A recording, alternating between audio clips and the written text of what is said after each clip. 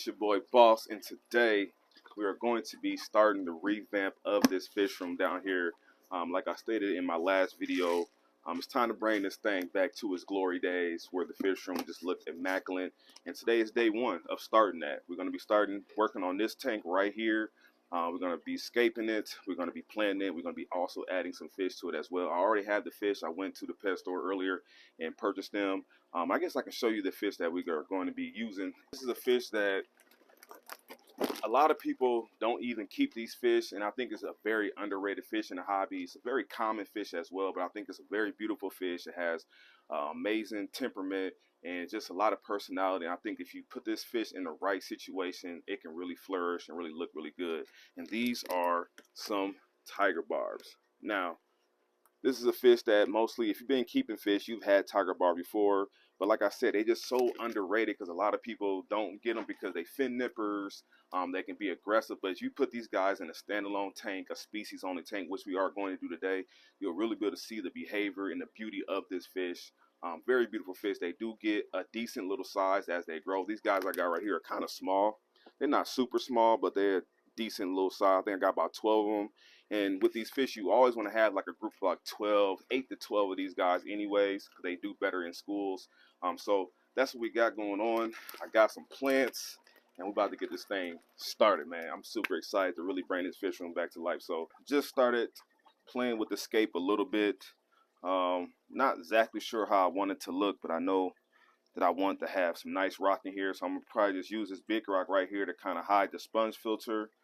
So we ain't gotta see that little eyesore, hide the sponge filter, and then use the other rocks to kind of scape it out. I am gonna be putting, like I said, valve scenario in here, so we kind of want a little bit of room in the background to for the plants to grow in and everything. And I also want a lot of swimming room in the foreground as well. So it's gonna keep playing with these rocks and then see what I can come up with, because I really don't know.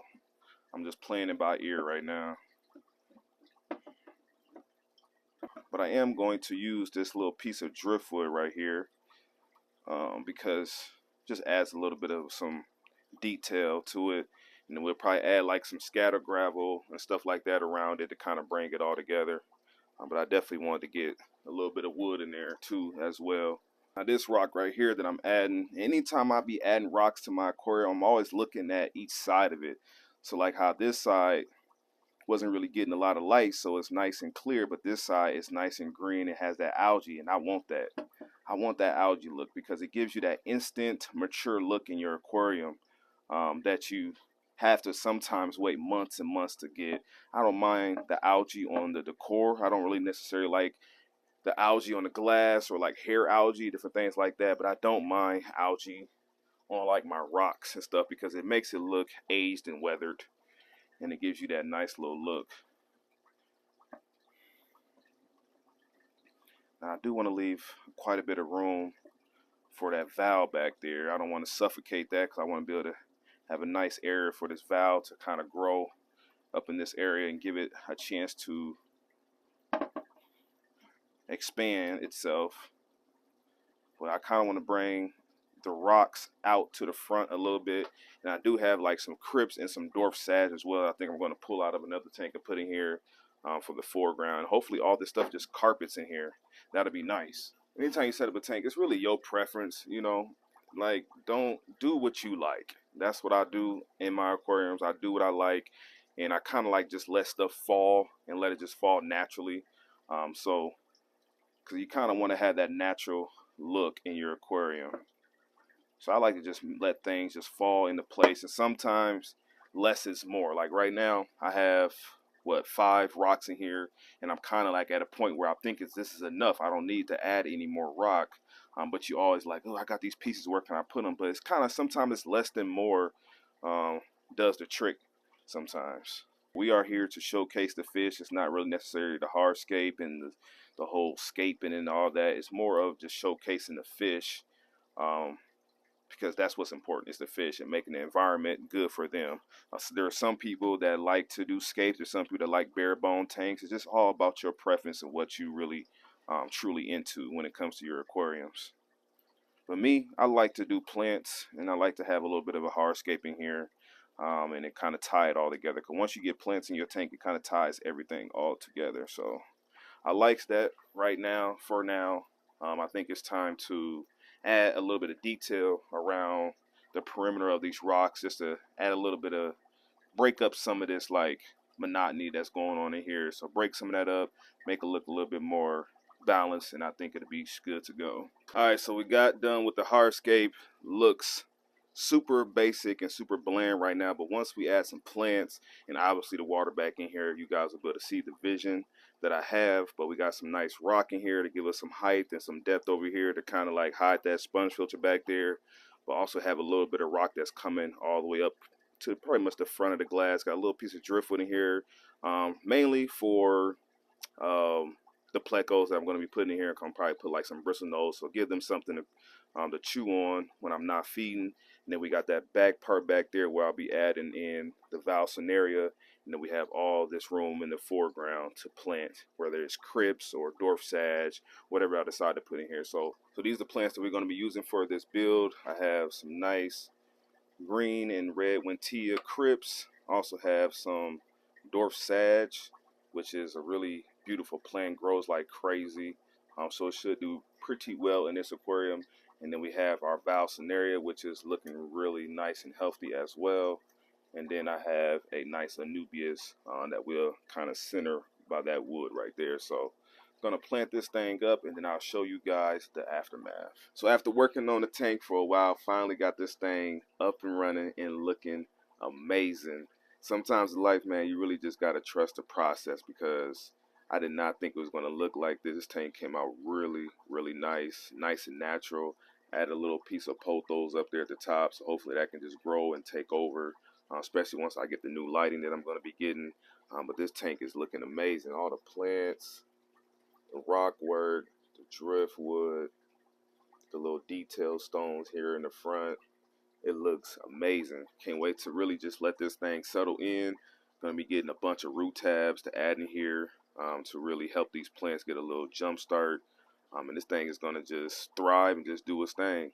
Now, I think it's time to add the tiger barbs in here, and I think it's going to be the perfect environment for them. I can't wait. So I'm going to let these guys acclimate for a little bit, and then we're going to be adding them in here. So it's so many different ways to acclimate fish. You can do plop and drop. You can do slow acclimation. You can do drip acclimation. With these guys, I'm going to just add a little bit of the water into here. And just let them slowly acclimate just a little bit.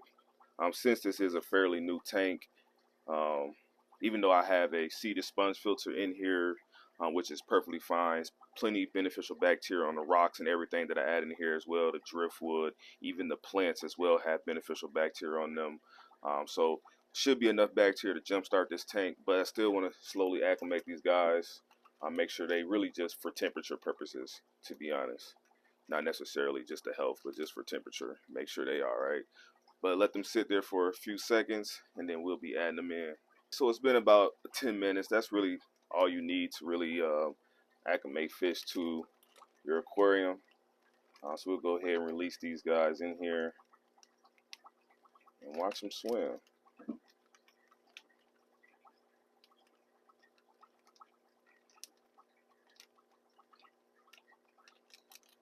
Oh, still got one more in the bag. There you go. Now I'm pretty sure they'll get adjusted to this tank fairly quick. This is a nice little setup for them. But I'm going to let these guys chill for a second, and then once they get a little settled in, I'll give you guys a little closer look at the fish, the tank, and we'll talk more about it. So it's only been a few minutes, and as you guys can see, these guys have settled into their tank already. They're exploring the new environment and enjoying it. Now that I got 12 in here, I'm thinking like I should have bought 24 because I think 24 would have just looked super dope in this tank. But this 12 is good because these guys will grow and get a lot bigger, especially those females. There will be some nice, big, chunky females there in the future. In about 6 months, these guys will grow in. But who knows? I might end up going back and get 12. But I think this came out absolutely amazing. The vision came to life. The fish seem to be enjoying it as well. Tiger barbs aren't necessarily a schooling fish. They're more of a shoaling fish, but they will kind of school together as these guys are doing right now. But you will find them also kind of swimming around doing their own thing. But definitely a really cool fish. And I can't wait to see these guys mature and grow and do what they need to do. I am thinking about adding maybe like a corridor to this tank, or I might just keep it just straight species, one species only, other than like a bristlenose pleco or something like that, just to help with the algae. But I probably just keep it just like that. Let me know in the comment section, should I add like some corridors or maybe like a whiptail catfish or something like that to add something else to this aquarium to bring it out. But it's looking amazing. You guys can let me know in the comment section, did I take a W on this build today? Because I definitely think we did. First tank, and we got plenty more to do. We're going to be bringing all these tanks back to life, man. So make sure you guys stay tuned for the future videos, because the grind is definitely back, and we ain't finna stop. But hit that like button, subscribe to this channel, and I will catch you guys in the next video. I'm out of here.